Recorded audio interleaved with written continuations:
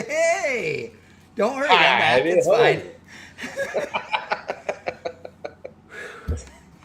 What's going on, man? You all right? You good? I'm, I know you're taking back. I get it. I'm Yeah. you know, why is it that the dog has to discover a toy he lost under the couch, like now, when it's Right now. time to go live, and he's throwing a fit, so I'm under the couch. Then I give it to him where he promptly throws it back under the couch. Then I throw it to him, and then he wants to play. Huh. Yeah, see? Yeah. Yeah. Yeah, Yeah. yeah, They're amazing. They're yeah. amazing animals. Our lives are Right. so bland without them. Look Hey, at you stop it. You leave that stuff alone. He's all fired up now, so he's in the mood. He wants to just grab stuff. Yeah. Because I left him for way too long at home today. So, yeah. Nice. Yeah. He's reared up, ready to go. Oh yeah. Yeah. Yeah. No, he's done now. He's like, you're boring. I'm Oh done. no. I'm out. I guarantee you, he's in there playing with a bone or a toy or something. So he's gonna drag a sofa cushion in there next. Yeah, exactly. Oh Jesus. Oh, everybody. So, welcome as always. Of course, Ryan and I here for another night. Scott, is it a shake and bake week? See, sometimes we end up on the same week, like we've skipped and stuff. I don't know. I don't pay attention. So Ryan and I are going to, we have some interesting topics tonight, right? So we're going to talk two things that are related, but you guys might not think so, which is streetcar versus race car and who should own them. Mm-hmm. Okay. Mm-hmm. And engine swaps. Okay. Again, for that reason, right? Yep. So ask any questions you guys have. Okay. Let us know. But know that we are going to go at both of these a little bit different. But if you have a comment on what makes a street car versus a race car, let us know. Even though that's not exactly what we're doing. Yeah. Yeah, but we the want all-time disagreement. That's the conversation that has no end. It is. Yeah. And I'll be honest with you. I have always said if you can register and insure it, okay, then it can be a street car. Now, with that said, here's why I say that. If your commute is, 3/4 of a mile, then you could drive a top fuel dragster to work, right? Because all you do, wide open 1/4 of a mile, coast that bitch in the driveway at work, right? Yeah. At your lunch hour, turn it around and you're good to go, right? Ooh. So that has always been my thing. Yeah. But there's more to it than that, which we're going to get into. So what do you think makes a street car? Me? Yeah. What do I think makes a street car? Yeah. Oh, shoot, man. Okay, so I have a very jaded viewpoint on this because being in the street racing world as long as I was, there was always that great debacle of, is it a real street car? Is it not? Right. And to me, it can have a fiberglass hood. It can have a fiberglass deck lid. You can have a roll bar in it. That's totally fine. But it needs to have some type of exhaust on it. And it needs to run on some type of pump gas. Otherwise, it's not a street car. Okay. All right. Yeah. So everybody, I want everybody that is watching right now, I need you guys to vote. Do body panels matter? Let's ask this as our first question, okay? In fact, I'm going to try and put this in our ticker. Okay, so do body panel materials determine whether it is a street car? Answer in the comments. Okay, so here's what we're gonna roll with this one. Okay, so wow, I even spelled everything right. Amazing. So, in my opinion, okay, here, wait. Lycan says It needs to run cool-ish in traffic, 85-degree weather for 30 minutes. Do that, and it's a street car for me. Okay. I can agree with that. Yep. I will tell you that I could build a streetcar that does what you're saying, Lycan, that doesn't have a radiator in it. And it Yeah. would do that. Yeah. I could build a blown methanol car, and you cool the engine with fuel, so I could adjust the engine temp simply by richening it up. But just saying. Ooh. Duddy's got a good point there. Dead Clutch has a good question. What about those nerds running veggie oil? They can't get pump fuel. Let's not put diesels in, because if you guys want to talk diesels, we'll do another episode on that, because those douchebags that do all the black rolling coal bullshit, though it's a whole, that deserves its own show because they suck. So I'm Duddy says if it has Lexan windows that don't roll down, it ain't a streetcar. Okay. Man. Okay. Yeah. So what about body panel materials? Do they have to be steel or aluminum, or or is fiberglass okay? How about a carbon nose, etc.? Well, and that's the thing. Like, we're living in a world now where I know everybody that's in here has seen it. How many videos have you seen lately with guys at a street event or a street race or back of the track event with no front clip on their car? Oh, I hate that. Cannot stand it. I mean, it's like the weirdest trend in the world. I mean, there'll be 10, 15 cars, no front clip on them. I'm like, right. How is that a street car?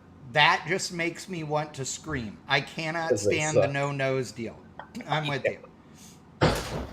Yeah. Oh, Duddy says I only roll coal because Ryan broke my transmission. That's funny. That's a fair assessment. Okay, nobody seems to have an answer on fiberglass versus steel, so apparently people don't care about that. Okay, so then the next question, Adam says panel materials or whatever. I'm with the Lexan comment. Got to have working lights and real life turn signals.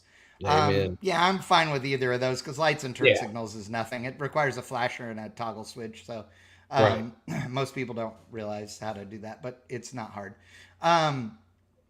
Okay, so let's see. I'm going to edit this.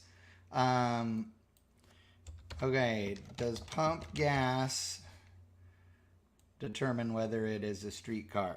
That's where we're going next. Okay. Mm-hmm. So, and then what is pump gas? Like that's going to open a can of worms because you got. I mean, as far as I'm concerned, anything you can easily buy at a gas pump, so if that's E or 91, 93, whatever, wherever you live. If you happen to live somewhere where they have 100 octane, VP at a pump because you have a VP gas station, hey, good for you. Whatever. Yeah. Okay, Mr. Bistro Chef says, as long as they are panels, streetcar. One piece is a race car. Agree. Okay. Oh, yep. Ron Ward, you bastard. I knew somebody would say this. Ron Ward says, got to have windshield wipers. Blow me. Dude, Ron, you know this. My 56 Chevy station wagon Rusty was the reason that Drag Week put in the windshield wiper rule. They later took it out. That car had a set of windshield wipers on it for about an hour in order to pass tech on Drag Week. Okay. And that was it. It never had windshield wipers any other time. And I put over 80,000 miles on that car driving it every day. So you don't need windshield wipers to be. No, I mean, my Malibu doesn't have them, and it would, but there was something in the way, and I had to remove them. I had to remove them. The tunnel ram and the big block and all that. Yeah. Okay, Rain-X and Bluetooth wipers, baby. Absolutely, Dead Clutch. Absolutely. Okay. Duddy says if it can't be filled up at Buc-ee's, it ain't no streetcar. Okay. Hey, I love my Buc-ee's. I got a Buc-ee's hat sitting right there. Okay. Okay, Robbie V's Garage. Robbie V says factory frame rails, factory firewall and floor, working lights and horn, runs on pump fuel, has a radiator. Okay, here's the thing. in principle, I understand where you're at, except I own cars that no longer have factory frame rails in them that nobody on earth would go, oh, that's not a street car. Like, you wouldn't know. Like, every custom truck I've ever built, like, was back aft and all this, so it would lay on its balls, and it wasn't a race car, like, at all. So Right. I know where you're coming from. I understand the spirit of it, Robbie V. I do. I get where you're at. Jet Black, you have to have 2-speed wipers in Australia. Yeah, well, my rusty 56 wagon had 2-speed wipers. Actually, it had all the speeds of wipers. 5-mile-an-hour wipers, 10-mile-an-hour wipers, 30-mile-an-hour wipers. 70, Whatever 80. speed you were doing, that's how fast the wipers were going. Yeah, You know, however much rain wind. you have. Yeah. Cam Douglas, Cam, license plate lights. Figures that Cam would say license plate lights, they run on a battery, you know, since he is, you know, a battery guy. So that's awesome, Cam. I love it. Adam says streetcars have alternators. Now that I agree with. I do agree with you on that. Robbie V, a portion of factory frame rails. Okay, I like that. Yeah, there you go. Cam says it depends on if you want to ask what I can get away with. Yes, totally understand that. Rapid Transit RT says no inspection in Florida, so you can do whatever you want. Just as a FYI, starting next year, Texas will have no state inspection other than emissions inspection in metropolitan areas that require it by county. So right now we do safety inspection, and like everything I own is you know, pre-1997, so or 98, and so it doesn't need anything but a safety inspection, and that's $7. Well, they're getting rid of that. You still have to pay the $7. They're just not going to do anything for it. Yeah, So sure. you know, go Texas. It's the pass fee. Yeah, There you go. exactly. Stupid. Okay, this is a great one. Duddy says, what if the wipers work on my race car but don't work on my daily driver? Asking for a friend. I love you, dude. Yes. All right. Chad Fegley, loud ass 2-steps. Yes, those should be illegal.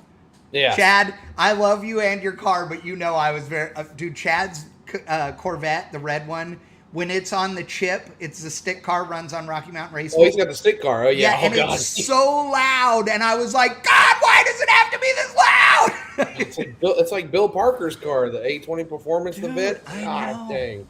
God. Sounds amazing, though. I know, it just wants to Hurts. make me kill myself. Yeah. But I appreciate you being here, brother. Dark Blaze 176. It's going, my friend. Going. Okay, so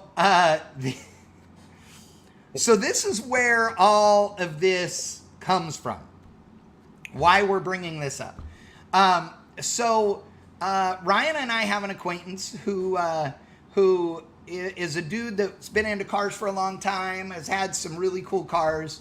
Right now has a car that most people would not say was a street car, right? Most people would say that it was a race car, including this guy, okay? And Right. quite frankly, he really wanted it to be more of a street car, okay? And so because of some of the modifications that are done to it, he's now not having fun with it, right?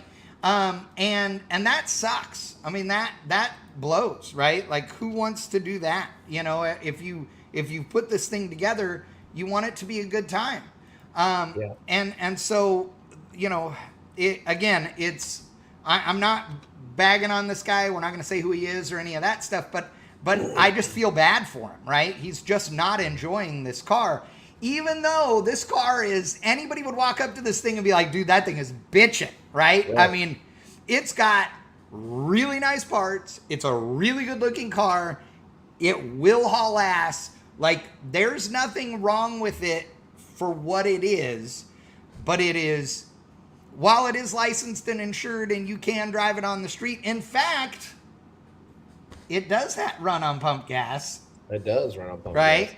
Good old It's 93. still not a street car by most people's normal, what they would enjoy to drive. And so that Right. brings us to where we're really trying to go here.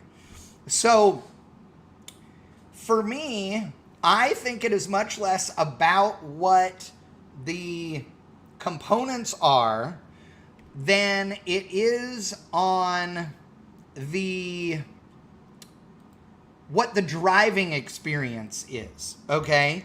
And so the reason I say that is that, again, in this scenario, this is a car that, you know, is licensed and registered and what have you. So I'm going to make up a fictitious car here that is representative of what we're talking about, right? So that we're not calling this guy out. So let's say that I had a 70 Camaro and I take whatever was in it before, which we'll talk about later, and I put a 632 cubic inch big block in it with a tunnel ram or a big blower, and it's just nasty and radical and crazy. It'll run on the street. It doesn't get hot, but it's still like on the edge, and to go to the racetrack with it is a whole thing. Like, you don't just drive it there. You got to trailer it. You got to do all these things. And it's not a car you can take your wife out in comfortably, or even one of your buddies in, right? It's just not a fun car to go enjoy with your car friends unless you're at the racetrack. Well, then in my world, that's a race car, right? Yeah. I want to be able to drive that. And so I bring this up too because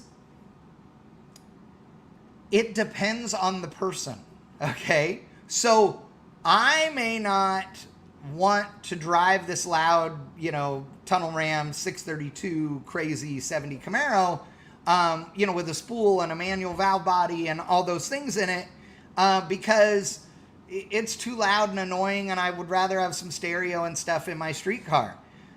But you might think that's totally fine, right? Right.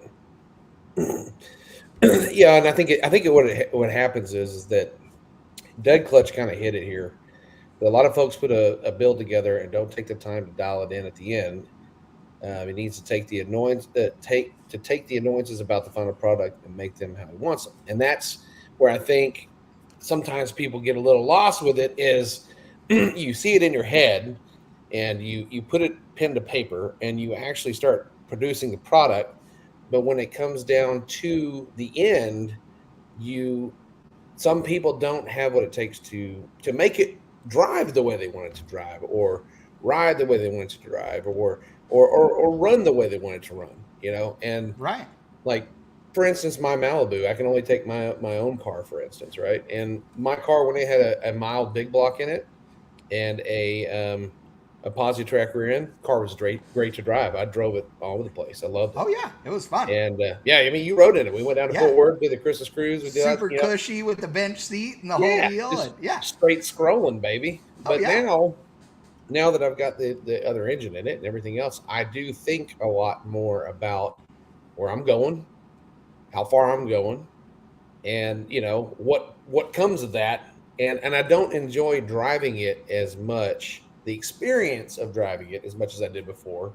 Right. But on the flip side, I like a rowdy car that's not really supposed to be a street car, that's on the edge of that, and I enjoy that part of it. So it kind of evens out the fact that the car doesn't really drive as good as it used to. Right. Because when you're sitting at a red light and somebody looks over, they're like, "Man, that thing's wild." That's pretty cool. That makes up for it, the wow factor. So Jeff Cias says, just because you don't have the balls to drive it doesn't make it not a street car. You are correct. It might make it not a street car for me, but it might be a street car for you, Jeff. That's exactly what I'm talking about, right? But don't for a second forget, though, whose car it is, right? In this scenario, if I'm the one with this radical car and I feel like, oh man, it's just too nuts to be my fun driver, instead it needs to be my street race or my race car, then it's no longer a street car for me. Now, but the big important thing is, Jeff, people need to understand, and I know this is going to sound funny coming from me, but like you gotta let if your buddy doesn't like it, then your buddy doesn't like it. Like, you know, Right. everybody tries to convince each other to do shit. Like, who cares? Like, it Right. doesn't matter if I own this thing. If I'm like, you know what, I want to get rid of this piece of shit, I can't stand it anymore. And then if you want it so bad, dude, buy the damn thing. It's yours. Cool. Here's the price tag. You know what I mean? But all too often we fall to, you know, the pressures of, oh, everybody thinks it's great. And that goes with more than just what car we have, but our next topic too. So it's tough. I'll tell you, it is. It's tough, but I get it. I get it. I do like, Ron Ward says, a street car has to have all the exhaust must pass through the mufflers and exit behind the rear axle, even turbo cars. God bless you. I'm not a a fender dump guy. Yeah. I'm just not. I mean, on a real race car maybe, but otherwise no.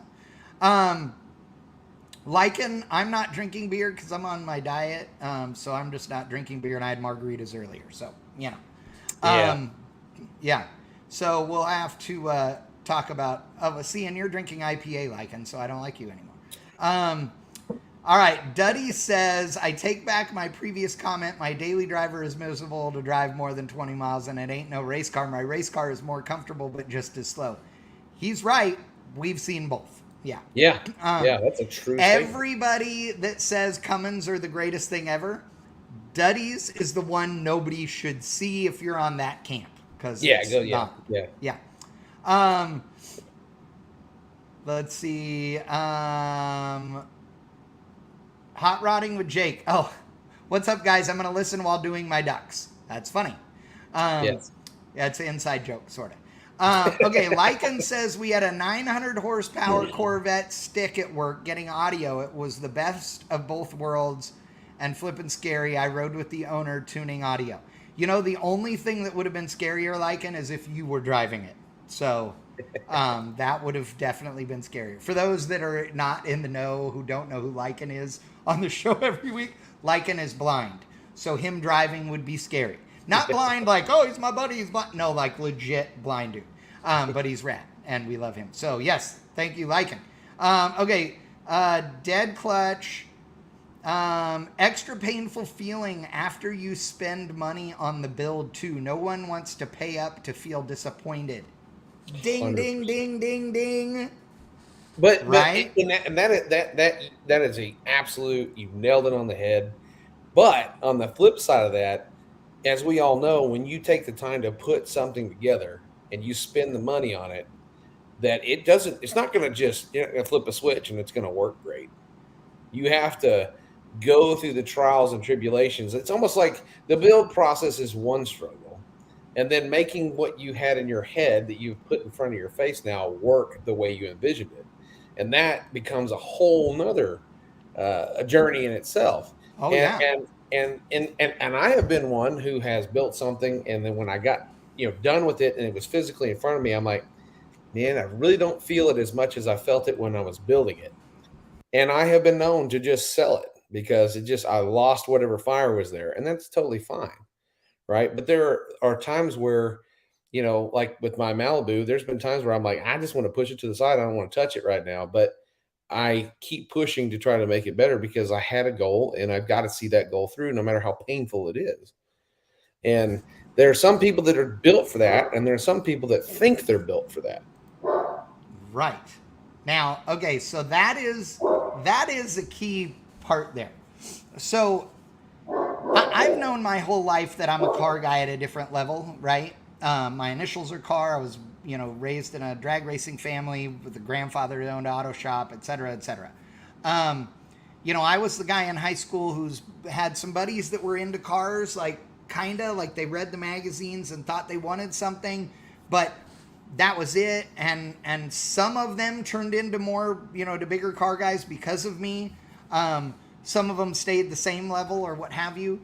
But those of us that were the really hardcore guys in school was a limited, number. I've always known that I'm, again, at a different level than most people. I get that. That's fine. But what sucks is that sometimes people don't know, okay, where they fall in the spectrum of car guy. So you get a guy who who, hangs out with me and Ryan, let's say, and hears us talking about, oh yeah, I'm going to LS swap this, or I'm going to put a big block in that, or whatever it is, and then finds himself headlong into an LS swap, let's say, and gets in over his head, is dejected when it's happening, is excited but scared all at the same time, and then when it's finally done, it's more than he or she wanted, and is too much of an ordeal to drive, right? And whether it's really an ordeal or it's just an ordeal in their head, it's still an ordeal to them, and that's all that matters. And so that is a horrible place to be. That is just a shitty position to be in. What's worse is when you have a car that you already like, and then you get rid of that car to do a project that ends up not being what you want because you just did what your buddies thought would be cool. And then you're like, God, I wish I had my old car back. Oh, that's the bad. I mean, that's the worst. Sorry. Yeah. No, it really is. And I've been down that road too. I mean, my brother-in-law and me, there was a point where we ran parallel with one another.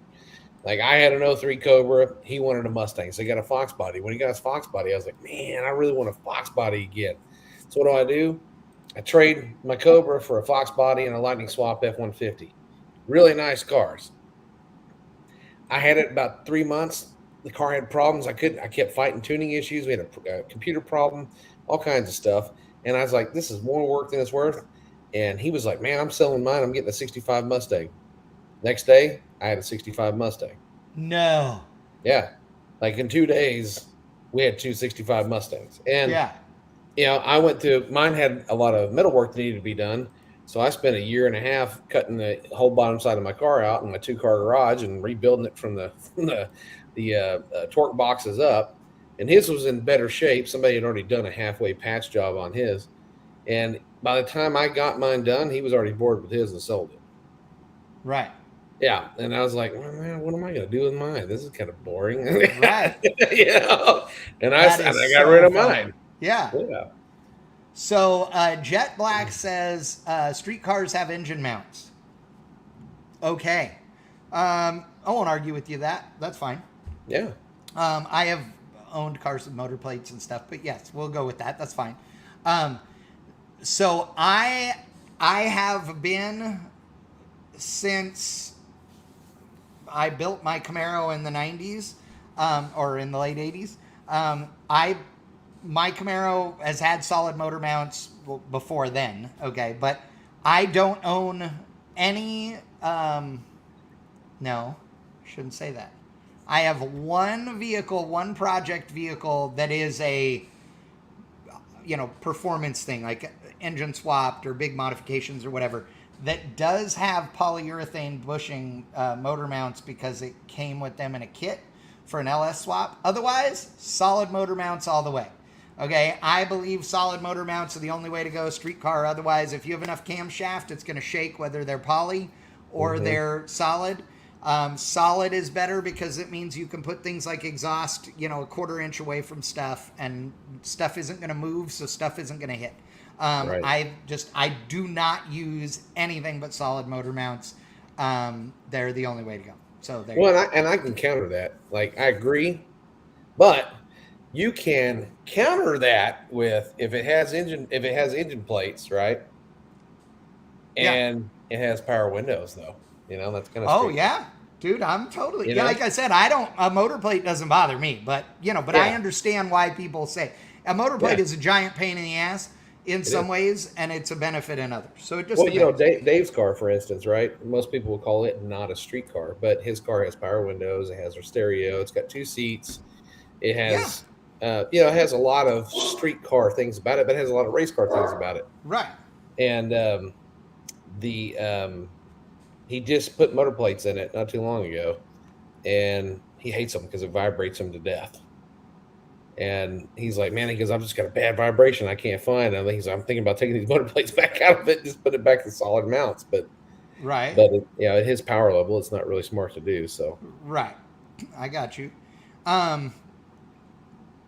So I'm looking at the list here.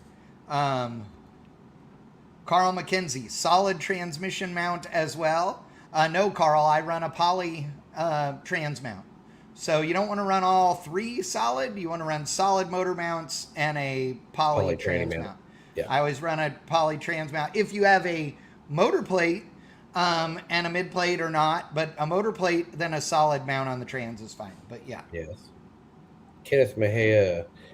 Hey, I know, kid. What's up, buddy? Yeah, do solid motor mounts make your ride more rough? No, it doesn't make it ride more rough, but you're going to feel the vibration of the engine more.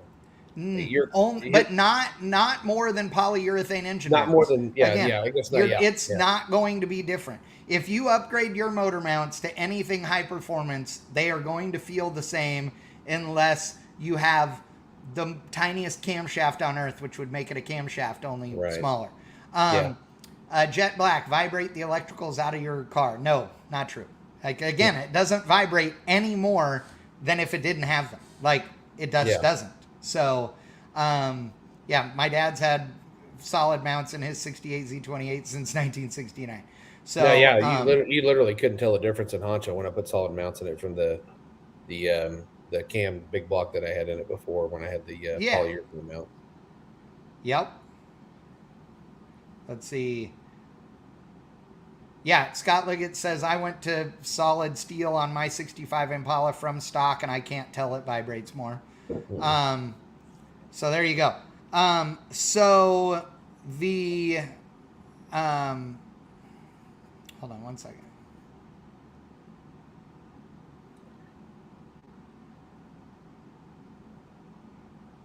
My 302 feels great at 7,500 RPM. Well, I like that comment. Yeah, Dad. Yep. 302 at 7,500. I like it. Yep. They say it can't be done. That's what they say. Yeah, or whatever. It can't be done. Okay, so here's my... remember, answer the question on the scroller if you have an answer for us. Okay, so along these lines, right?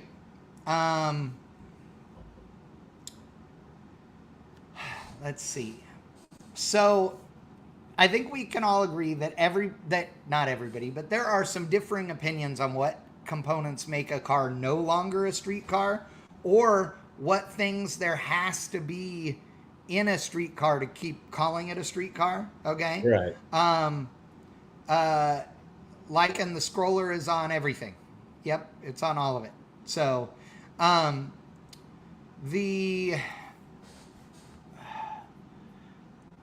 guess, like you said, there's never going to be a definitive list of things that are required in order to call it a street car.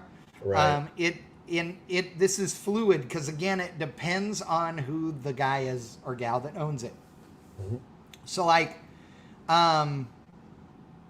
okay, for example, Daphne's car, when we first put it together, it was much more street car than it is, well, now, sort of.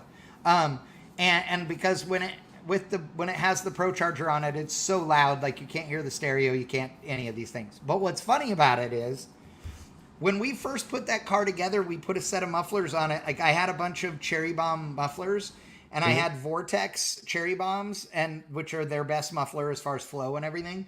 And so we put those on the car. And then I had a bunch of other Cherry Bomb stuff, including their race series, like single chambers. And Daphne didn't like the Vortex and was like, oh, it's too quiet. Like, it needs to be louder. And so I had to put they're 1.5 chamber, basically, race Cherry Bombs on it in order for her to like it, and I was always like, it sounds really good, but as it got nastier, it got louder and louder, at which point the stereo got less and less effective, right. So it was like, oh my God. Yeah. Okay, let's see here. Okay, and I'll read off what the deal is. Sorry. So it's, the question is, have you ever built a car and then thought it was too much for the street? So anybody that thinks that, let us know. Scott Liggett, just add more amps. I know. Well, it has 2 really big amps in it, but just not enough speakers. So it's all right. It's getting a turbo combo in it next. It's quiet. That, like we already heard, okay, because he's right, is that Ron Ward's statement that you need to run the exhaust all the way out the back, even if it's a turbo car. That is exactly what I'm doing on the wagon. It is going to Oh have yeah. a big single exhaust through a muffler with the turbo so that it is quiet, and the only noises it will make are the noises. uh, Yeah, I think when it comes to street car, race car, all that kind of stuff, right? Like you said, it's relative, But I think that what when it comes to building a car, you have to. I think people just lose sight on the fact that you have to remember why you're doing it. Like when I'm building my car, I know what my purpose for my car is. My purpose for my car is to drive it and enjoy it, and then race it, right. right? And I think along the way, some people lose sight of what their end goal is. And that's when it comes down to at the end, you're like, I don't know if it's a street car. I don't know if it's a race car. It's not fast enough to be a race car. It's not tame enough to be a street car. And, Right. and it ends up in a void, and you can't find your ass in the hole in the ground, Right. for a better term. Now, okay, and that's a really good point. And so, two things. So, Lycan says, or sorry, Dead Clutch says, I've put too much clutch in before. Those on-off switches with the ultralight flywheel are tough. 100%. Yes. That is a great point. We're Yes. talking about stuff and we're catering this toward drag cars, but the truth of the matter is there are so many pro touring cars out there where somebody has gone to one of these little ultralight 7-inch clutches or whatever, and they suck. They suck. They are not faster. I defy you to give me actual data that they are quicker or faster on the autocross course. They are not better to drive. They suck on the street, and they suck on the starting line at an autocross. So yeah, no, you're 100% right. It does matter. All those kinds of components really do matter. So here's the thing, though. If you take your car and you have a plan and you have this vision in your head of what you want it to be, you really got to assess that and then and make sure if it's really what you want and stick to it. I can tell you that I own a lot of project cars, right? That's my one of my guilty pleasures. But when I do finish a car, 95% of the time, it is the car I set out to build. It may get tweaked here and there in little bits, but generically speaking, it is the car I set out to build. And so I luckily have not been disappointed, right? Because I have kept to what I wanted and how I wanted to use it. Now, with that said, I'm also the guy that drives stuff that normal people wouldn't want to drive as their daily, right? And when I say that, like, I know there are a lot of people out there that have badass hot rods and super crazy cars and stuff, but then they drive like a 2 or 3 year old or newer Chevy pickup every day, right?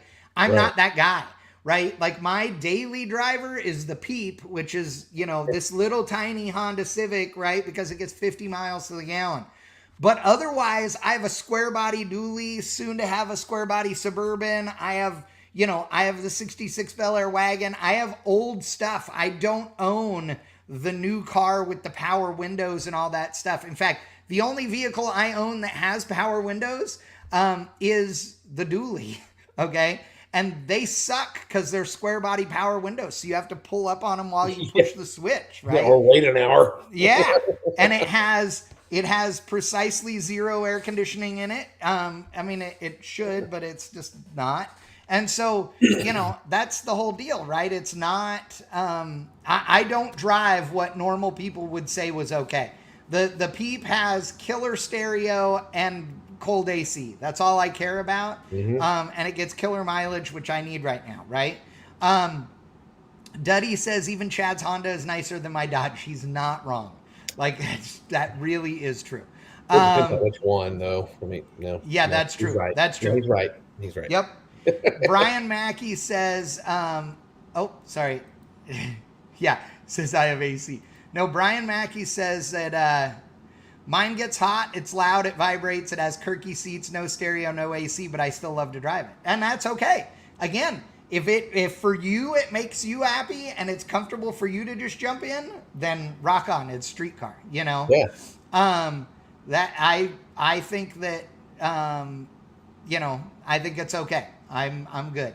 Ron Ward is saying, what's your thought on forward-mounted hood scoops, and why do some organizations prohibit them in heads-up racing? Oh, some of the street car stuff says you can't have a forward-facing scoop and it be a street car, and I would argue that you know, there's all kinds of Mopars that came with forward-facing scoops from the factory. Right. Yes. So, and a hood scoop, who gives a shit about that? That's stupid.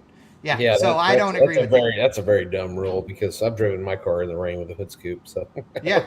I don't know. Yeah, 100%. Yeah. Oh, okay. So Scott Liggett is asking, what about crawling over a roll cage all the time? Okay, That's a so good here's one. yeah, it's a really good one. And here's the deal. So I'm a huge fan of safety. I believe that whatever your car runs ET wise, you should have enough roll bar and or cage, you know, to handle that. With that said, it is not safe. I've done it. I have them. This is not. Please, I'm not being judgmental. I live this danger, so it's okay. But it is not safe to drive a caged car on the street every day. And the climbing over it and stuff, that's no big deal. That's nothing. What's not safe about it is that you have more hard metal to bash your head into. And so it's just not. It's, you know, if you are in a newer car with a roll cage in it, then the airbags aren't going to work properly and all that stuff. Now, I don't own anything with airbags except, you know, the Peep. But you know, I have old cars that have lots of hard metal objects to hit your head on, right? But they have something on them, right? Rubber or a little upholstery or whatever.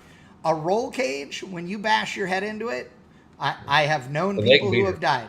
Yeah. I know people who have died from getting into what would have been minor survivable accidents when they bounced their heads off of the cage. So, Right. So you've got to remember that when you have one. I mean, quite frankly, it's, you know, it would be better to be strapped in all the way when you're driving a caged car. You know. Yeah, and my car is a prime example of this topic, because my car, as we know, we were just starting to kind of get on top of things last time we were all at the track with it, and it was just starting to get a little faster. And we know we have more to go, and that car will get faster. It already needs at least a 6-point cage in it with harnesses. The issue I have is, and the reason why I still hesitate on doing that, is because I love street driving my car so much. Right. And I have my kids with me, usually when I'm doing it. And the thought of somebody plowing into me, because nobody can drive, you know. Right. I mean, they just can't anymore. Oh, no, we live in Texas, the land of what I think are the worst drivers in the country now. Yeah. And it's very true. And so when I start thinking about putting a cage in the car, then I start thinking, well, now I'm going to start killing the side of the car that I like so much that I can just throw the kids in it and go ride around. Right. So that could be the killer for me on my car. But and on the flip side, you're like, well, you really shouldn't race it because it's not really safe. But in my head, I'm like, well, I'm taking the risk by myself to go race the car, and I'm ensuring myself that I can drive it good enough, aside from a mishap that I couldn't control, right? Yeah. But the chances of me getting hurt hitting the wall are just as high as my kid getting hurt rear-ended by Susie in the Acura that wasn't paying attention to bad bars in the car. Agreed. And Jet Black is in Australia, for those that don't know. And so Jet says street cage needs padding to make it legal here. So in Australia, just as FYI, if you don't know, Australia has so many laws about what you can do to modify vehicles. Like, you're not allowed to weld on them legally without like literally engineering documents that say it's okay and that it'll be safe still. Yeah. I believe, and Jet, you'll have to let me know, but I believe a 275 tire is the biggest tire you're allowed to run on the street there. And like you can't have open wheel hot rods. They have to have bicycle fenders, all these things. There's all kinds of stuff. Dark Blaze, dude. No, I'm from California, dude. Southern California drivers are the cream of the crop compared to here. Yeah. But Dead Clutch asks, can you leave enough room around for padding? So here's the thing with padding on roll cages. So SFI approved roll cage padding is not soft. Okay, it's softer than the metal tube, but it's still really firm, right? It will hurt less than the metal tube when you hit your head on it, but man, I think it's still too hard. So I think if you were going to drive your caged car on the street, it would be smart to have like the softer, like pool noodle style. Pool noodle, yeah. You know what I mean? That is the, roll cage padding, and have that, pieces where you can just funk, it's split on the side. It just goes right over. Have it the ability to put that on when you're driving on the street, where your head could run into it. I totally approve of it. It would most certainly help. That's for sure. So, let's see. Jet Black says he's had a lifetime of complying with it, but some other smart ones are daft, meaning stupid. So yeah.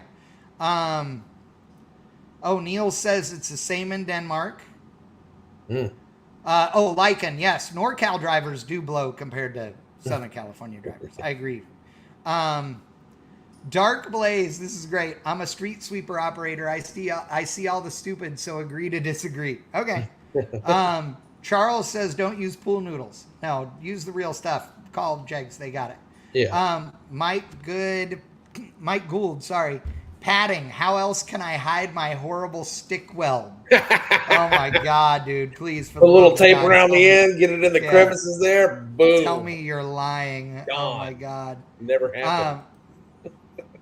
Went through St. Louis, and they rival Atlanta drivers. And Atlanta drivers as a trucker are the worst. Yes. Tatted Sailor in the house. What's up, brother? Okay. Bad Tree says just troll people and put a for sale sign in the window with in small print, not for sale. Yeah. Yes, and I know how it is in downtown San Jose. I grew up in Santa Clara and Morgan Hill, so I know. Dead Clutch, grinder and paint make me the welder I ain't. Dude, my grandpa always said there are welders and there are grinders. Amen. I'm a good welder and I'm a good grinder both, but I do not want to grind welds. Like, you can ask my mom and dad when we built the mezzanine for the shop. Like, I didn't want to grind anything. Like, I want every weld to be exposed because unfortunately, U.S. steel, not good. Not the U.S. steel we bought. The Chinese steel, the one piece of Chinese steel I got for the mezzanine, so much better than the American steel. I can't even describe to you how much better it is. Let me tell you about Colorado drivers. I'm still hurting. Yes, Charles flipped over his car last week or week before, I guess it was. Dark Blaze in Victorville. There you go. Bay Bridge Steel, Dead Clutch. There you go. Okay, so let's move on then to our next topic, which is related to this, okay? And I've been alluding to this along the way, and that is engine swaps, okay? Yep. So here's why this is a topic that I wanted to cover, because it goes with the streetcar deal. And the reason I say that is, in my previous example, my 70 Camaro with the 632 with the tunnel ram and twin dominators and all the stuff on it, right? That's badass, right? But if what I really want is a cool hot rod that sounds good and does big burnouts and that I can drive my kids and my wife and whoever wants to go run around with me in it, then I might should have left the LS that was already in it or the traditional small block that was in it and maybe upgraded that, right? Maybe added some camshaft or a little 2 to nitrous or whatever, because it would do what I wanted. Sometimes the engine swap, no matter how cool, because again, a 632 is badass. Oh yeah. But sometimes no matter how cool the engine is, it doesn't belong in the car because of what the car is intended to do. Right. So I hope that makes sense to people. You know, I mean, I love a big block Chevrolet. I love small blocks. I love LSs, right? I own all of those. And there are, you know, some cars. Okay, for example, my Blazer, right? It's a square body S10 Blazer. It's back aft for a different suspension system. It's still a small tire, but back aft to be lower and different suspension. And it's an LS3 with a 4L85E in it. And it, you know, doesn't have a bunch of power adders yet, but it eventually will. And all of that is because it also is going to have vintage air conditioning and a killer stereo and full interior and all those things. Even though it's a caged truck, my goal with that thing is for it to be a 9-second daily driver capable. Do a drag and drive, just drive it every day, do whatever with it, right? And have this cool, low, bitchin' looking S10. That thing would be awesome with a big block in it and some nitrous or a turbo as well, and it would be faster and it would be all those things. But it wouldn't be the fun to drive every day then thing, because it wouldn't get, you know, 17, 18, 19, 20 plus miles to the gallon. Right. You know, I want this thing to be a daily driver that is capable of nines, not a 9-second car that is capable of being driven on the street. Yeah.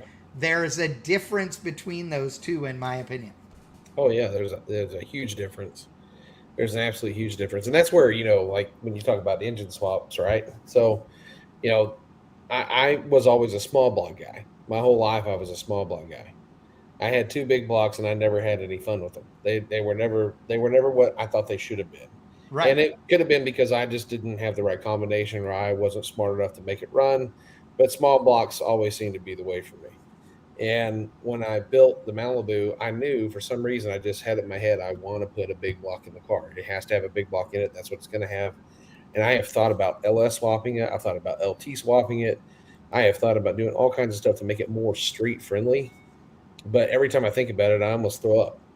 And it's because I cannot see me having that engine in a car that I drive on the street. Now, Jake's truck, on the other hand, we're putting an LS in that. Right. And a Turbo 350, we're going to put a street-friendly gear in it, and he's going to run Junior Street with that truck. And I have a feeling once we get that done, I'm going to really change my mind. And I have tried to change his mind to go like a conventional small block, and he's like, yeah, we can do that if you want. And I'm like, nah, it's your truck. If you, Yeah, I was going to say. Let's look at the plan, right? And but I have a feeling when it's done, I'm going to really, really, really second guess myself on my life choices, because I mean it should run good for what it is, and it should be able to drive wherever it wants to go. Yeah. And you don't have to worry about valve springs breaking and all that kind of jazz, because it has some rowdy solid cam in it and chewing up a lifter and Right. you know, all the stuff that goes along with having a rowdy big block, you know. Yeah, and Stuart Clifton says, I can't decide what to put in my S10, my spare big block or an LS. Both of those are great, but the big block is much more difficult to fit in it and do exhaust without it being a pain in the ass. And it depends on what you want to do with it when it's done. If you just want it to sound rowdy and go out and do big burnouts and stuff, then put the LS in it. Yeah. If you are legitimately, you know, going to be trying to be a crazy race, you know, super fast race car, then go, you know, but, you know. Yeah, 100%. And it's like Mr. Brandon Williams here in the comments, Mr. Street Car. Yeah. That guy is the most street car guy you'll ever meet in your life. He will drive anything, anywhere, at any time. He's got a stack coming out of the hood of his car, and doesn't even have a flapper on it. So when he parks outside of work and it rains, it fills up with water, and he's going to blow it out. Yeah. He doesn't care. So when you start talking street car stuff to a guy like that, he's like, if it drives down the road and has lights and you don't get pulled over for just idling at a red light, then drive it. Right. You know? See, I love this too. Paul, guess that's why we just need multiple cars. Agreed. Yeah. Agreed. I just need multiple incomes so I can have multiple cars. Yeah, right? Okay, but you have another car, um, Yeah. your 67 Chevelle that you're going to build. Yes. So, you, uh, that's awesome because I know you want to build it into the car that you sort of wanted it to be back in the day.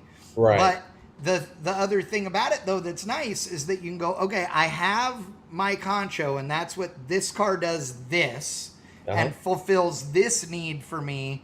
So Right. if this one is different, Hmm. okay, that's okay, right? You're not. Yeah. It doesn't matter, and I mean it can be the same. Also, I'm not saying it has to be different, but I'm just saying you because you have another one. It's like some people have a drag car and a pro touring car, right, or a street rod Right. and a race car or a whatever. Well, you when you have multiple, then it Yeah, affords you the it's opportunity a to do different the different. canvas. You can play it a little Yeah. differently, yeah. But see, the problem with me is I have a mental issue. Well, And yeah, my several mental of them. issue is, yeah, yeah, there's a slew of them. But my biggest problem with when I build a car is there's only one type of car I like looking at. Right. And I've driven a pro touring car around and they actually drive nice, but I Yeah. don't like the way they look. They don't do anything Right. for me. When I see a car Right. that's pro touring, I'm like, pass by it. Right. But if it's got skinnies on it and it's got something hanging out of the hood and it's got a fat tire on it, I'm like, oh man, I bet Yeah. that thing's crap. Agreed. I'd like to have that. Yes. So in my head, I told myself like I'm gonna build the car that I wanted my 67 to be when I was younger, right? But when I was younger, I was also dumber, and I have a lot more knowledge now than I did then. And the way I envisioned the car back then, like right now, I'm like, no, no, no, no, no, no, no, no, no, Right. no, no. So I have considered, and I've talked to Jake about it because Jake's my son, and his opinion is important to me because we hot rod together and we do things together. And I said, what about if since the Chevelle's kind of just like it doesn't have all the pieces, like it's got a majority of the pieces, but doesn't have all the you know, important pieces to make it a really nice Chevelle. I'll have to go find those and spend money on those and stuff like that. Yeah. Yeah, maybe we should take this car, tub this car, and negate the back seat issue because we don't have one. Put a couple of Kirkies in it and pull my motor out and put it in that car, and then put an LS in the Malibu and make the Malibu just our driver again. Gotcha. And And and either way, yes. I mean, I mean, that's because the 12 bolt that's in my Malibu right now is an A body 12 bolt, and it's built. yes. It's got the gears, and it hasn't been shortened, so it can Right. go in that car, and I could shorten it and put it in that car, and then take the other 12 bolt that's just Yes. got a posi in it, and put it back in the Malibu, and Yes. so there's some things that I've been mowing over in my head, but again, it goes back to what we're talking about. What's a street car? What's a race car? Who should own which, and what do you do with it? And Right. how does it get misconstrued? Or you get down to the end of the line, and you're at the spectrum of let's have fun, and you give up. And what point is that? You can't get to that point because if you get to that point, it's all for nothing. Yeah. And so I don't want to spend the time on building a car, like that Chevelle, and get to the end of it and go, man, I really wish I just would have let this thing stop. So I got to really mull that one over. Yeah. See, so let's talk about project cars, right?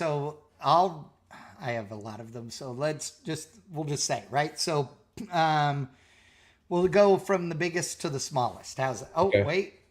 Look at who's joining us tonight. The one and only Biggin, Eric Yost in the house. What's up, dude? What's happening? How's it going, man? How's it going, man? Dude, Ryan, Biggin, Ryan. Okay, What's going I on, see man? turbocharged Jeep in the background. Oh yeah, yeah. That's not a street car. Oh yeah, of course it is. Of course it is. It's got windshield wipers, doesn't it? Right. Oh, hey. Okay, so I had to get Biggin on the show tonight to talk about. We're talking street cars and we're talking engine swaps. Okay, so let me fill you in a little bit, Biggin. So we were talking about the fact that I don't believe there is any criteria that you can just set that makes a street car, right? Because what you and I might drive on the street and feel totally comfortable with and just jumping in and driving down the road wouldn't be even for a lot of car guys, right? A lot of car guys are not hardcore as we are, so they'd be like, "Oh man, I can't drive that." It's a race car to them, even if to you and I it would be a street car. So I think that street car is more about who owns it, not about the car itself. That's how I think you qualify. Oh, for sure, for sure. Yeah. Oh, yeah. I mean, so have you had customers come to you? If you guys don't know, by the way, when you're watching, Eric owns Customs by Biggin, one of the premier badass shops out of North Carolina that builds really bitchin' shit. All kinds of stuff: street cars, drag cars, pro touring cars, customs, you name it. So have you had customers that came to you that wanted something and you thought, oh, this is way too hardcore for them, and you tried to talk them out of it? Oh yeah, absolutely. I mean, we'd come back from sick week, and the guy's like, "Oh, I want to do a street car, this and that," and it's like, "Well, yeah, we got a street car right here." It's like, "Oh, no, that's a race car." It's like, "No, we just drove 1,200 miles last week, so it's definitely a street car." Some of these guys, we put more miles on our, so-called, drag cars is what they do, and they're daily drivers, So, I like driving my stuff as much as I do racing it. So, there's definitely both ends of the spectrum of, the guys that think they want a street car and want a race car, and point them out to one of our cars is like, well, that's definitely a street car. Oh no, that's not a street car. So well, yes it is. Yes it is. Well, we were also talking about it because Ryan and I know a guy that has got a car that is it's what would qualify as a street car to a lot of people, right? You and I would think this is a street car. Ryan would think of this as a street car. But for the guy that owns it, he's gone to a place with it where it's no longer a street car for him. Even though it'll run on pump gas and all of these things, it's just, and it's only on a 275 tire, and it's, stock style suspension and all that. It is, it weighs 3,200 pounds or whatever, but it's Kirky's, no heater AC, tall deck, big block, Dominator, nitrous, like all the things, right? And a lot of nice stuff. Yeah, really good stuff. But this dude he does not enjoy the car anymore, like at all. Won't drive it on the street, and can't sit at the racetrack long enough to figure it out because he can't stand that it doesn't do what he wants it to do. Right. Because he's a guy that thought, I put all this stuff in, it'll go to the racetrack and just haul ass. Right. And you and I both know that it takes a while to get there, right? It takes chassis tuning, it takes engine tuning, it takes all those things. And it's not just, oh, we dynoed the engine and it made this power and so that's set. And oh, I put the right rear end and transmission and converter in it. Like all those things you have to have them, but it's not just magic, right? And so now, again, when it doesn't do exactly what he wants to, and he put the car together himself over time. It wasn't like he called you and said, hey, Biggin, I want you to build me this. I'm going to drop the car off. When I pick it up, I just want it to be ready. Like, go test it, go do everything, and it'll be ready to go. So again, now it is a race car to this guy, even if it might be street car to you and I, Right. And that's sad and sucks for this guy because he has a bunch of money in this car, Yeah. Well, it's like cooking, right? Like, and this is like what I've had in my head since we've had this conversation. Building a car, and for whatever purpose that it is, you're when you are putting it together, you're essentially thinking of the recipe in your head. When you get the car done, you're just now starting to get the ingredients out of the cabinet, right? And then once the car is running, now you are starting to cook. Yeah. And you've got to make the food, right? So what I can't get around is the guys. There's so many guys. It's not just this guy. This is just a good point because it just freshly happened. Yeah. There's so many guys that you see get to that point and you're like, dude, you just got all the ingredients out and you're just leaving it on the counter and walking away. Aren't you still hungry? Well, like, I think that's why there's so many project cars that are available that you can get for a good deal sometimes, because a guy gets to the point where it's close and gets frustrated with it and walks away from the project. And that's where some of the stuff, nowadays, even, between, Pete and I, right next door, that the guys do as much as they can on their own. And then they'll bring it to, Pete or they bring it to me first to get set up. We put it on scales, set it up, square the rear end up, camber, caster, bump steer, everything. And then we go to the dyno and we dyno it, because they're intimidated about tuning their own stuff. They don't want to blow their, $10,000, $20,000, $50,000 motor up. Right. We go right to the racetrack with it. So, I mean, if we we've been doing a lot of that here lately of kind of like helping finish up their projects, because they just get to that final step and it's like, man, you're so close, but you just need it, and granted, I mean, you got a lot of money into it. You're hesitant to let go of the button, the first time, and, if the thing's going to go straight or, what's going to happen. And, that's been really good for us here lately to try to help those guys out. Scott Malpass is asking what tire you ran on sick week on your car. Pro Bracket Radial. Yep. 275. Yeah. So everybody, if you're out there watching and you're a radial guy, you heard him right. He said a Pro Bracket Radial, not the Radial Pro, but a Pro Bracket Radial. The Pro Bracket Radial has a softer sidewall and a slightly different compound than the other, is my understanding. Is that right, Eric? Well, I've heard both. I've heard it was the same compound. It's a little bit bigger than a pro tire. A little more forgiving. So that's why I want to run it on drag week, sick week kind of stuff. And we didn't spend the tire all week, which we wasn't getting after it real hard. But that's why I got to try to get some more testing on it. But it is a good kind of in between a Mickey Thompson stiff sidewall 2810 and a pro regular. But we run them a lot around here on marginal tracks or even some of the no prep stuff. They get down on that. It's funny because the number of people that are out there now and can't decide on a tire, right? I mean, it used to be that you were either a slick guy or a radial guy, but now there's a bunch of radial options just from Mickey Thompson, right? And the truth is, like, for us, I've been running Daphne's wagon the last several years. It's on a 17-inch wheel. So that thing runs M&H Racemaster that is their drag radial, and it's really aggressive, and it has a soft sidewall for a radial. And it's what all of the Corvettes and late model Mustang and Camaro guys were running until, Mickey Thompson finally pulled their head out of their ass and came out with tall, like real sizes in the last few years. But I mean, I begged them for 5, 6, 7, 8 years to come out with a tire that was actually 28 inches tall, or taller, because all of the tires they had for a 17 or an 18 were all these ultra low profile things that weren't worth having, on a car with power. And so, yeah, that's a tough deal, but now there's so much choice. But I've seen more guys starting to go over to a 28, 1050, regular slick lately than, from a radial, more and more. Absolutely. And it's fun to watch. I like it. I mean, I like both, but Yeah. Apparently Lyle was just getting on Loans for liking fajitas. So, well, I mean, come on. Loans is the whitest human being on earth. I mean, figuratively and literally, he's as white as this plate right here.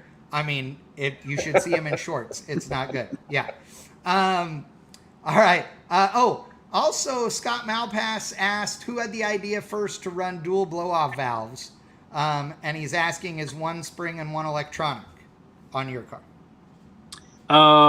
So the it's actually electronic wastegate on my cold side, and we were going to try to run just the wastegate for my blow-off valve also, and just do it at like 5% throttle position. It would crack the valve open to let bypass it off, whatnot.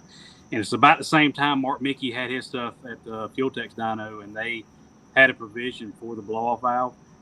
So I just went ahead and put the blow-off valve on there for safety. I didn't want to be on sick week and have a malfunction of the blade not getting damaged or whatever because I didn't have a blow-off valve on it. So we have no wastegate at all on the hot side. It's great, just the E-gate on the cold side piping. So we're using logic through the Holly to control our commanded boost versus actual boost through the map sensor. So we've got some data on it. Basically, we got ready for sick week, and we came off the dyno at 1:30 in the morning and went right into Bradenton, tested, and then right to Orlando. So we haven't had much time on it, but I'm really anxious to get it on our Davis traction control side of it also. Oh, So yeah. we're going to use it in the smart drop area of the Davis for blade angle to take boost out of the motor. It's going to be really cool. If you're not familiar with what we're talking about, Biggin is running Turbo Smart's electric wastegate, their e-gate. It is unbelievably fast and responsive. Quite frankly, that's the only reason that electric wastegates haven't existed before, is that, you know, getting signals to things and telling them to do things and then having them actually do them quick enough is a whole different deal. But this thing is crazy responsive and fast. And it changes the tuning game, doesn't it? Oh, absolutely. Yeah, it's crazy. Like, I think if we really get into this, the traction control side of it, it's going to be a game changer for sure. You know, because it's not a gas on your dome pressure and this and that. It's actual boost. You're getting out of the motor instantly. And the way the smart drop does, we'll still pull timing, but once you get so much timing and the tire still gets distorted, the smart drops start dropping cylinders, which we don't like because it's a little rough on the motor. So instead of dropping cylinders, we're going to be taking blade angle out, 5, 10, 15 degrees until the tire's under control, and then it'll shut it right back. So for those of you that are watching and you keep hearing Biggin talking about the cold side, if you're not familiar, a normal wastegate, okay, works on the hot side of a turbocharged system. So imagine you had a single, because it'll be the easy example. So both of your exhaust manifolds come together into one pipe, turbo on top of it. When your boost pressure gets higher than you want it to be, what you do is release exhaust pressure that is driving the turbocharger, and that way you're driving the turbo less so that it creates less boost. You are reacting to the boost signal in the intake manifold to take away pressure before the turbo, which lets the turbo kind of freewheel until it slows itself down and changes the boost. You can imagine that while it can be pretty quick with current wastegate technology, it's still, one thing's got to happen for the other thing to happen for this, it's a back and forth, right? So your wastegate's constantly moving and changing. There is what's called dome pressure, which is air pressure that's put on top of it to help control it, plus a spring, et cetera, et cetera. This new system from the e-gate is not on the hot side. It is on the boosted side. It is on the pressurized side, or the cold side, before it goes into the motor. So it is bleeding off boost like a blow-off valve would when you lift off the throttle on a car. So if you have a turbo car and you hear the whooshing noise all the time when somebody lets off the throttle, that's because when you close the throttle blades, all that boost is going to smack into the throttle blades, and it lets that pressure off with the blow-off valve, right? Well, in this case, the second blow-off valve that Scott's talking about is actually the e-gate, and it's bleeding off that boost pressure instead. So I think that's the simple way to describe it. Does that pretty well cover it, Biggin? Pretty much, yeah. I mean, the drive pressure, on the turbo, think of it as a vacuum cleaner. If you have a big shop vac and you go and cover the exhaust up on the shop vac, it stops sucking.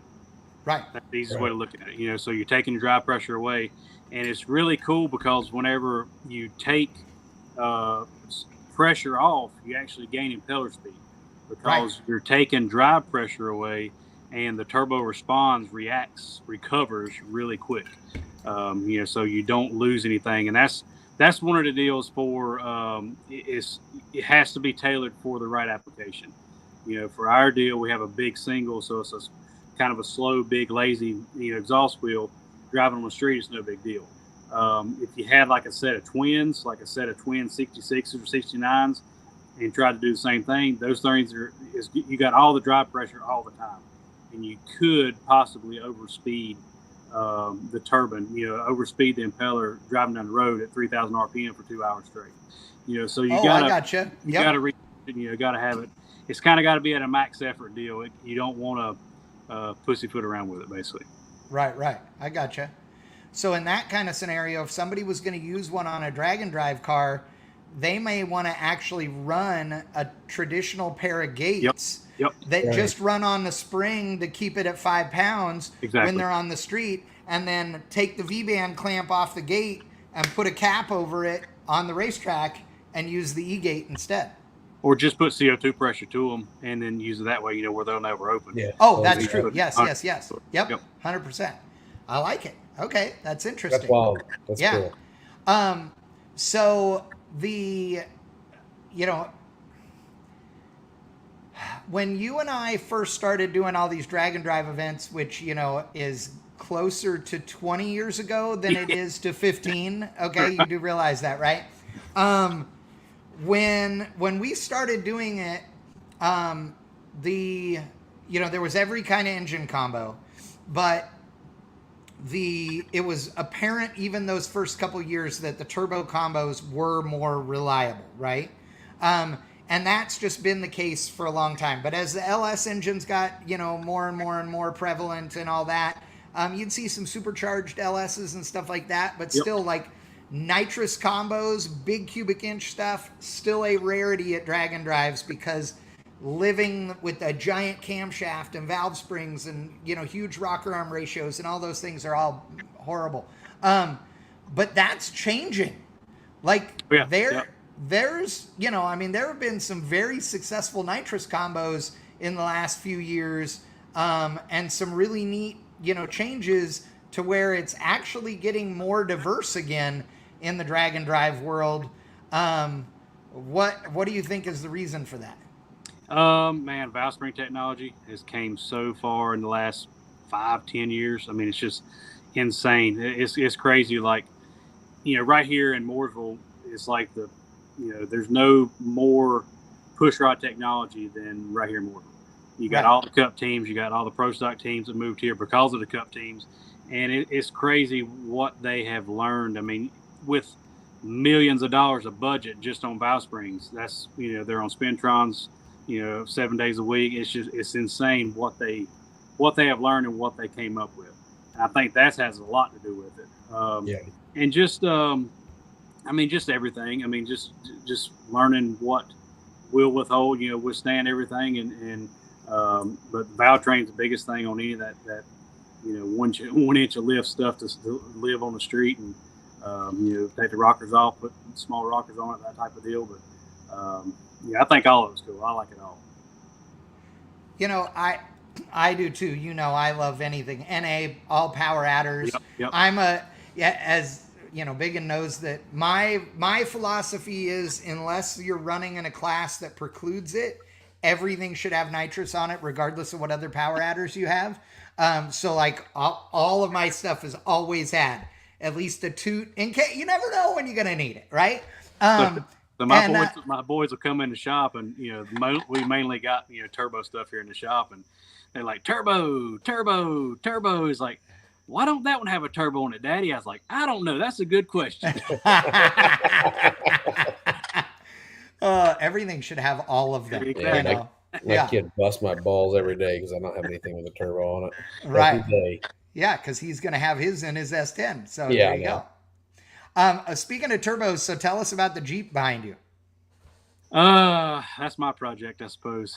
Oh, nice. Yeah, finally getting it going. A little 4.8. It's got the cylinder heads off of Nanner's car from Drag and Drive back in, what was it? 2012, 14, somewhere there.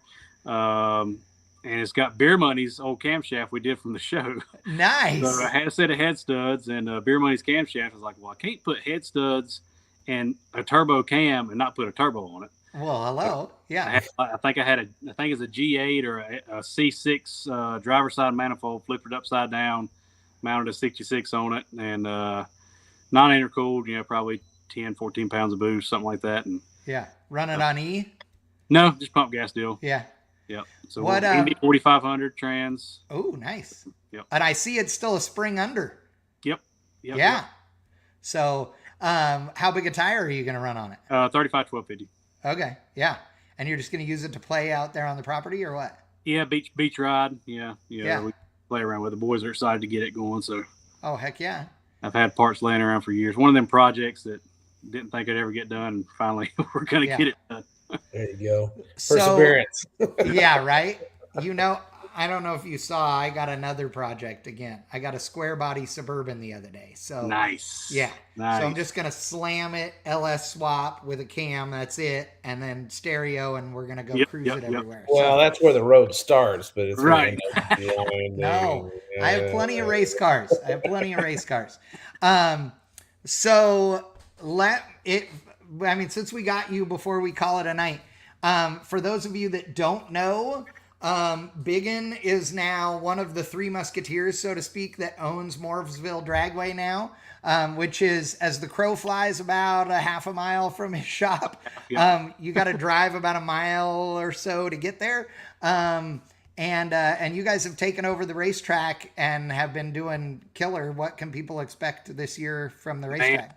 The schedule is already out for this year, so we've just been kind of abiding by that schedule, and it's been good. We've been learning a lot, and just doing our point series this year, and we're I like the drag radial no prep stuff for sure, and we'll have a lot more of that next year. We'll definitely have our bracket series bigger and better than ever. We did guaranteed purses this year. We kind of got that up and going, and it's been really good. All the communities came out and supported us, and we've been trying to update everything. It's been countless. Trying to boil the ocean right now. Is basically what we're trying to do. But this winter we're trying to do concrete walls and 800 foot of new concrete. Oh, that'd be awesome. Yes. Man. Concrete walls would be so good. Yep. Oh my God, that would make me happy there. Yes. Yep. And if you haven't been to Mooresville Dragway, it's great. It's a cool little racetrack. It's always been cool. It's super fun, and it'll only be better now, obviously. And I will be there announcing some next year, and we're gonna do some live streams there. So Biggin and I have been working on a plan while they've been doing that. I've got a whole live streaming system all designed up for them for the racetrack. So you're gonna see a bunch of cool stuff coming from there. If somebody wants to rent the track for testing or what have you, they can do that. I know. How do they do that? Through the website or what? Through Facebook's the best way, and just the Facebook Messenger on Mooresville Dragway. Yep. And contact me there. We've been doing quite a bit of no prep MPK stuff. That's they're getting ready for several of the shows or what coming up. We've tested that diesel C7 Corvette last week. Yep. And set the door car diesel record 60 foot, went a 996 60 foot with that thing.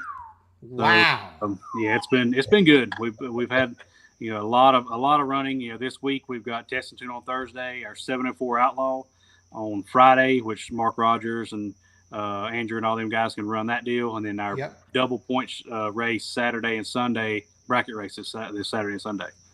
Awesome. So Drag Week is coming through in September through Darlington, Bristol, Carolina, Rockingham. So it's all right here, an hour and a half away. We're going to have a free test and tune at Mooresville, I believe Friday or Saturday or both, for any of the Drag and Drive Drag Week guys that come in. Yeah. They can come here and test at Mooresville for free. Okay. So, we're trying to put that on to maybe get the fans to come out and see a lot of these drag week guys come into town and put on a show for everybody. Let me ask you this too, before I forget. If somebody wants to rent the racetrack to do testing, and they also want to pay you to come there and help them do setup on the car, can they do that? Absolutely. Yep. Okay. Good deal. Lycan is asking, how far away from Raleigh is Mooresville? About 3 hours. Okay. I was gonna say, I thought 2 or 3 hours. Yep.